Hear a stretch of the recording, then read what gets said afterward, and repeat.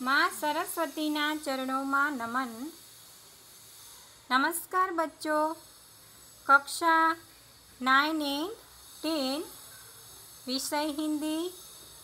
आज हम व्याकरण में समास के बारे में पढ़ेंगे। विद्यार्थी मित्रों, दोनों कक्षा में 9 एंड 10 में परीक्षा में समास 2 अंक में पूछे जाते हैं। तो चलो आज हम समास क्या है, समास की परिभाषा, समास के भेद कितने हैं और समास के भेद याद रखने की ट्रिक को हम सीखेंगे। समास का शाब्दिक अर्थ है संक्षेप या संक्षिप्त करने की रचना विधि। अब हम समास की परिभाषा देखें। 2 या अधिक शब्दों का अपने विभक्ति चिन्हों अथवा अन्य प्रत्ययों को छोड़कर आपस में मिल जाना, उसे क्या कहते हैं? समास कहते हैं। 2 पद जब मिल जाते हैं तो उसे समास कहा जाता है। दिन रात है तो दिन और रात ये समास है। ये 2 पद मिल गए, दिन और रात, और विभक्ति प्रत्यय है अथवा अन्य प्रत्यय और को हम छोड़ देते हैं और दिन रात कहते हैं, तो ये समास अथवा समस्त पद बन जाता है। उदाहरण के तौर पर देखें तो राजा का कुमार सख्त बीमार था। यहाँ राजा का कुमार है, उसको समास के रूप में राजकुमार, इस संक्षेप है। राजा का कुमार सख्त बीमार था, इसकी जगह हम राजकुमार सख्त बीमार था लिखे तो ये राजकुमार है, वह समास है और उसका विग्रह है राजा का कुमार।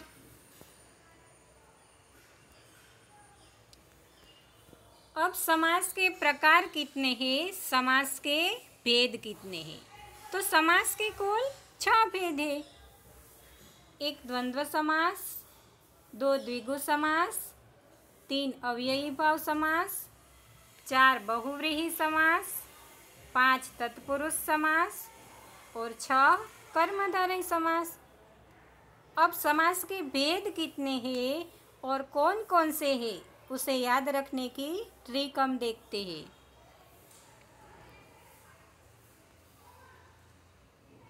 तो आपको किस तरह याद रखना है कि समास के भेद कितने हैं? तो आपको यह वाक्य याद रखना है, द्वंद्वी अब तक, इतना ही आपको याद रखना है। अब इसके आधार पर समास के कितने भेद है, तो ये कितने अक्षर है? 1 2 3 4 5 6। तो समास के कुल कितने भेद है? 6। अब कौन कौन से भेद है यह देखें। तो द्वंद्व यानी द्वंद्व समास, द्वि यानी द्विगु समास, अब तक में से अ यानी अव्ययी भाव समास, ब यानी बहुव्रीहि समास, त यानी तत्पुरुष समास और क यानी कर्मधारय समास। तो हमें ये द्वंद्वी अब तक ये याद रखना है समास के भेद को याद रखने के लिए।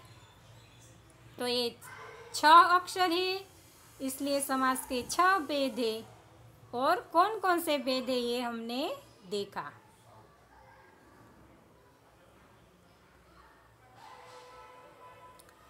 तो सबसे पहले हम द्वंद्व समास के बारे में जानेंगे।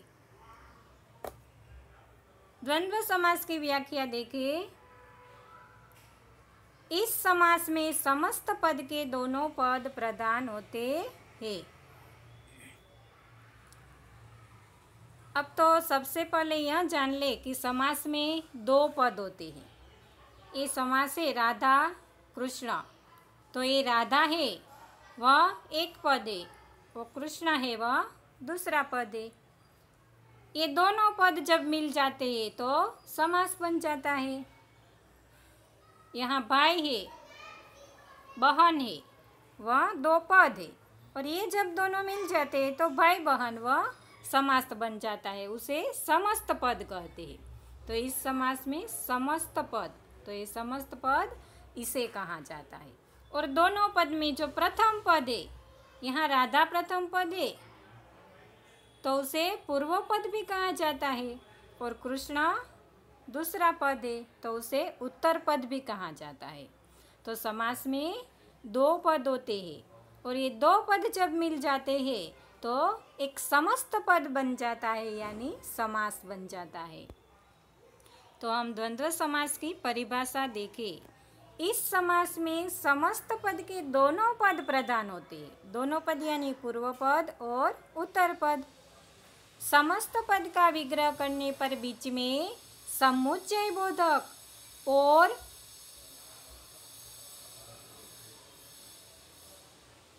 अथवा या शब्द लगाना पड़ता है। तो जब हम इस समास का विग्रह करते हैं, विग्रह यानी समास, इसे विग्रह कहा जाता है। यहाँ राधा और कृष्ण समास का विग्रह किया गया है।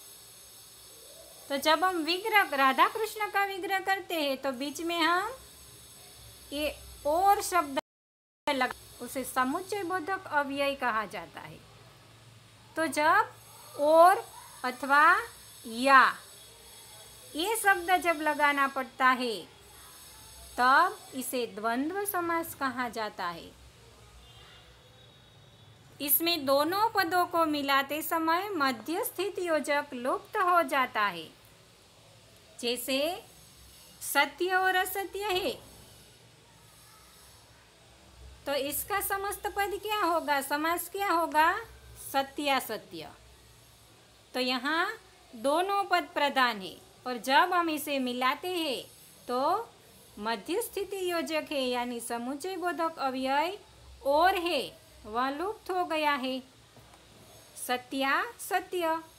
तो इसे द्वंद्व समास कहा जाता है। अब हम इसके ये उदाहरण देखें कि लाभालाभ, लाभ या अलाभ, ये समास का विग्रह है, पर जब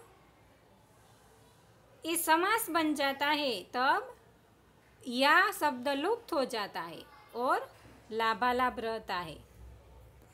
अब द्वंद्व समास के भी 3 प्रकार है। कौन कौन से है? तो इतरेतर द्वंद्व समास प्रथम प्रकार है इसका। अब इस कोटि के समास में समुच्चय बोधक अव्यय और का लोप हो जाता है। इतरेतर द्वंद्व समास है, इसमें और शब्द का लोप हो जाता है। हमने देखा कि द्वंद्व समास में और अथवा या शब्द का लोप होता है।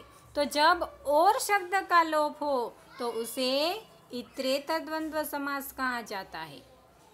अब हम इसके उदाहरण देखें कि यहाँ ऋषि मुनि है, तो इसका जब हम विग्रह करते हैं तो ऋषि और मुनि। माता पिता समस्त पद है, समास है, इसका विग्रह करते समय माता और पिता। यहाँ बीच में और समुच्चय बोधक अव्यय है, वह जब समास बनता है तो और का विग्रह लोप हो जाता है। गाय बैल, तो गाय और बैल। सीता और राम है, तो इसका जब समास हम करते हैं तो सीताराम और शब्द लोप हो गया। इस तरह राधा कृष्ण और भाई बहन। अब द्वंद्व समास का दूसरा प्रकार है वैकल्पिक द्वंद्व समास। इस समास में विकल्प सूचक समुच्चय बोधक अवयव या, वा अथवा का प्रयोग होता है। और जब हम समास करते हैं तो इसका लोप हो जाता है। तो वैकल्पिक द्वंद्व यानी वा या का लोप। तो जब ये समस्त पद है धर्म धर्म समास है, जब उसका हम विग्रह करते हैं तो या समुच्चय बोधक अव्यय है जिनका हम प्रयोग करते हैं, धर्म या अधर्म।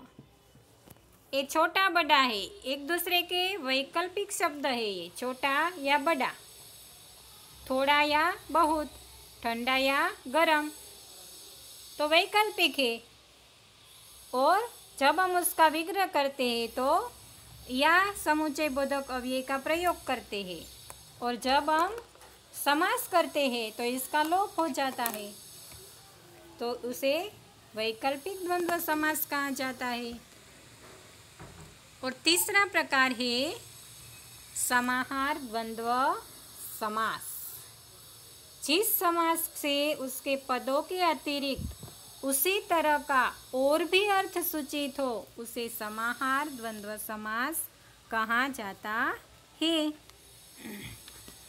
तो यहाँ उसी तरह के और भी अर्थ सूचित करने वाले, दाल रोटी है तो दाल रोटी वगैरह उसकी तरह के अर्थ वाले दूसरे पद, इसका कहने का मतलब ऐसा है।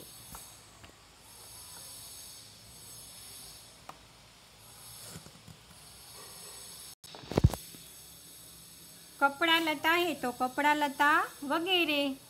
अगर रुपया पैसा ऐसा हो तो इसका विग्रह है रुपये पैसे गहने वगैरह। तो इस समास में जो पद है उसके अतिरिक्त उसके सिवाय उसी तरह का और भी अर्थ सूचित होता है। सेठ साहूकार ये दोनों नहीं, पर उसके जैसे आदि धनी लोग, उसके बारे में कहा है। तो इस तरह जब समास से उसके पदों के अतिरिक्त उसी तरह का अर्थ जब सूचित हो तो उसे समाहार द्वंद्व समास कहा जाता है। विद्यार्थी मित्रों, कभी कभी द्वंद्व समास में दो से अधिक पद भी होते हैं। यह भी हमें याद रखना है कि जैसे तन मन धन ऐसा समास है, तो इस समास का विग्रह भी हम इस तरह ही कर सकते हैं कि तन और मन और धन। तो इस तरह कभी कभी समास में दो से अधिक पद भी हो सकते हैं, सिर्फ द्वंद्व समास में। तो आज हम समास की परिभाषा यानी समास किसे कहते हैं, समास के प्रकार कौन कौन से हैं, और उसमें से एक प्रकार द्वंद्व समास की परिभाषा और द्वंद्व समास के 3 प्रकार के बारे में समझे। तो आप सबको आज होमवर्क में समास के भेद कितने हैं और समास की परिभाषा क्या है उसे लिखना है। और अगले समास के बारे में हम अगले वीडियो में जानेंगे।